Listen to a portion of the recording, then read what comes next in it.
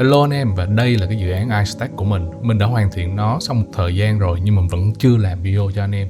Và ngày hôm nay mình sẽ kể cho anh em nghe về câu chuyện của dự án này.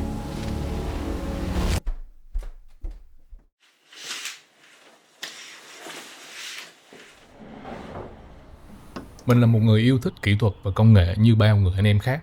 Và mình nghĩ rằng những người anh em giống mình thì thường có nhiều câu hỏi hơn trên một cái món đồ ở xung quanh anh em. Mình luôn có nhiều hơn một câu hỏi khi thấy hoặc sử dụng một cái món đồ vật nào đó. Vì sao nó được làm thế này? Vì sao nó làm thế kia? Nếu nó được thiết kế bằng một cách khác thì nó sẽ giống như thế nào? Nếu nó trong một cái hoàn cảnh sử dụng khác thì nó sẽ ra sao? Và tại sao có những cái món đồ nó mang lại cho mình những cái trải nghiệm rất tốt, còn những cái món còn lại thì nó lại không có cái trải nghiệm đó. Và mình thường có ý tưởng để làm một cái gì đó lên những cái món đồ vật mà mình yêu thích, bị thu hút bởi những cái thiết kế của nó. Đôi khi không phải là vì những cái món đó nó chưa tốt, mà là vì mình muốn khám phá những cái kỹ năng và những cái trí tưởng tượng của bản thân mình, xem nó có thể đi được tới đâu và mình có thể làm được những cái gì.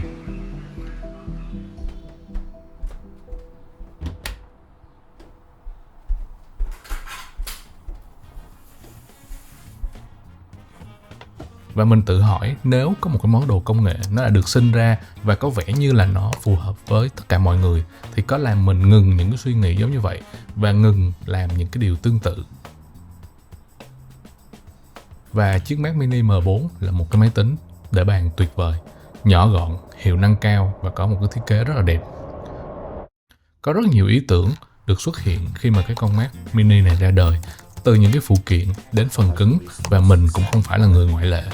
Mình có rất là nhiều cảm hứng và ý tưởng lên trên con Mac Mini này, nhưng mình muốn làm một cái gì đó nhiều hơn những cái ý tưởng ở trên mạng, muốn nó sáng tạo hơn, tùy biến cao hơn và để lại cái dấu ấn của mình nhiều hơn ở trong đó. Và mình nghĩ về các món đồ vật có thể lắp ghép với nhau là một cái ý tưởng mà mình luôn muốn thực hiện lên một cái món đồ công nghệ nào đó ở trong tương lai. Mình nghĩ đến cái ý tưởng này rất là dài, trong rất là nhiều dự án khác nhau, và việc cải thiện một cái máy tính tưởng chừng như đã hoàn hảo đúng là một cái nguồn cảm hứng rất lớn để mình thực hiện cái dự án này. Cũng có thể là vì những cái thiết kế, những cái sản phẩm của Apple luôn mang lại nguồn cảm hứng rất lớn với mình. Giống như năm ngoái mình đã thực hiện một dự án, đó là mình hồi sinh lại một cái máy tính 22 tuổi của Apple mang tên là iMac G4 với một con Mac Mini ở bên trong một cách trọn vẹn và thẩm mỹ. Đó là một cái dự án rất là tuyệt vời và nhiều cảm xúc với mình. Và bây giờ mình sẽ lên kế hoạch cho một cái dự án mới tương tự giống như vậy. Một chiếc máy tính hoạt động theo cơ chế có thể xếp chồng lên nhau. Nó gồm nhiều module có thể mở rộng trong tương lai. Và mình bắt đầu tìm kiếm những nguồn nguyên liệu để lấy ý tưởng thiết kế. Và mình tìm được rất nhiều ý tưởng và nhiều giải pháp mà các anh em trên Internet đã làm. Nhưng mình vẫn thấy nó thiếu một cái gì đó, thiếu tính công nghiệp, thiếu tính sáng tạo và thiếu cái sự độc đáo ở trong những dự án đó. Và mình nghĩ rằng mình có thể làm nó tốt hơn, sáng tạo hơn và độc đáo hơn.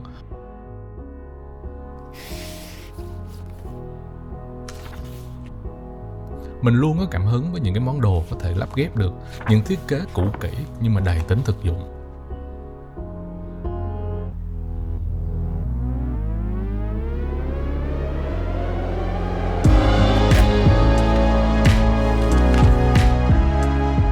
Và đây là khoảng thời gian mà mình được nhìn ngắm những cái bản thiết kế từ rất là nhiều nơi, đến từ rất là nhiều người để được làm ra ở trong những cái tài liệu.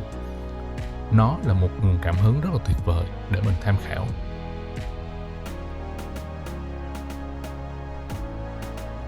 Giai đoạn tìm kiếm ý tưởng là một cái giai đoạn thú vị nhưng cũng đầy thử thách. Là lúc mà đầu óc mình sẽ yếu đuối nhất, dễ từ bỏ nhất và dễ thỏa hiệp với một cái phương án nào đó mà mình chưa thực sự hài lòng. Mình tin là anh em cũng đã từng trải qua những cái cảm giác giống như thế này. Khoảnh khắc mà dường như mình muốn từ bỏ để theo đuổi một cái dự án khác, một ý tưởng khác, nó dễ dàng hơn. Nhưng với mình, sáng tạo và DIY là một văn hóa mà không nên dừng lại. Hãy cố gắng xây dựng cho bản thân những tiêu chuẩn và tiêu chí thật cao, theo đuổi nó một cách quyết liệt và đến cùng, thì ý tưởng sẽ tự nhiên xuất hiện và đáp ứng được hết mọi thứ mà mình đã đặt ra ngay từ đầu. Và thế là mình lại tiếp tục cái dự án này. Việc đầu tiên trong dự án này là khám phá bên trong một con Mac Mini M4. Bên cạnh việc trải nghiệm những cái món đồ ở bên ngoài bằng cách cầm nắm, Cái việc tháo lắp và tìm hiểu ở bên trong nó giúp cho mình có được rất nhiều bài học về cách tổ chức linh kiện, cách tối ưu để lắp ráp và vận hành. Đây là một cái khâu rất quan trọng ở trong cái quy trình thiết kế sản phẩm. Nếu ở giai đoạn thiết kế mình được chìm đắm trong những hình ảnh thì ở lúc này mình được tận mắt nhìn thấy những cái vẻ đẹp bên trong của những cái món đồ công nghệ.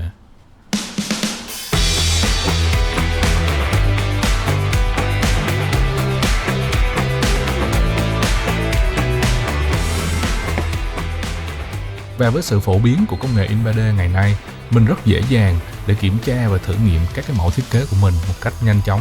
Việc có được cái mẫu in nó giúp cho mình hình dung được cái sản phẩm tốt hơn, dễ dàng mở rộng và hoàn thiện nó. Vì những cái gì mà chúng ta nghĩ ở trong đầu thường khác rất nhiều so với những cái gì mà chúng ta làm ra ngay trước mặt.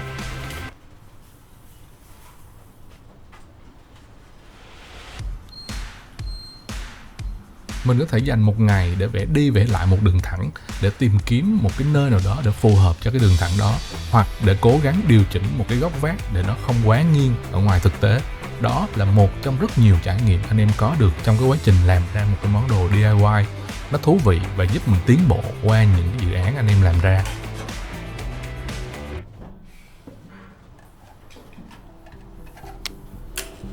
Và sau rất nhiều ngày thực hiện, chỉnh sửa, ý tưởng ban đầu của mình nó đã xuất hiện ngay trước mặt.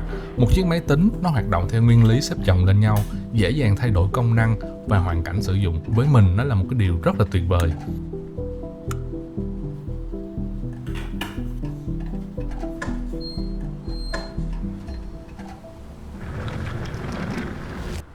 Và đây là iStack. Một chiếc máy tính nó hoạt động theo cái nguyên lý mà mình mong muốn. Nó có thể xếp chồng lên nhau được với các cái module khác nhau. Có thể sử dụng pin dự phòng, có thể sử dụng điện hoặc là củ sạc. Và mình đã trang bị cho nó các cái kết nối được chờ sẵn bằng nam châm để sẵn sàng cho các module khác ở trong tương lai. Bất kỳ một module gì, chức năng gì mà mình có thể nghĩ ra tiếp theo. Có thể là một module chứa ổ cứng, 5G hoặc là quạt tản nhiệt.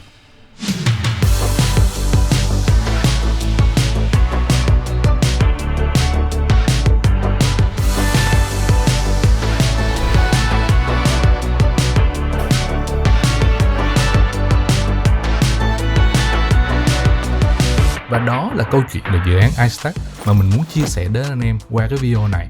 Mình hy vọng là qua video này anh em có nhiều cảm hứng sáng tạo hơn, vui vẻ hơn và DIY được nhiều hơn. Chúc anh em luôn vui vẻ và sáng tạo. Hẹn gặp lại ở các dự án tiếp theo của mình.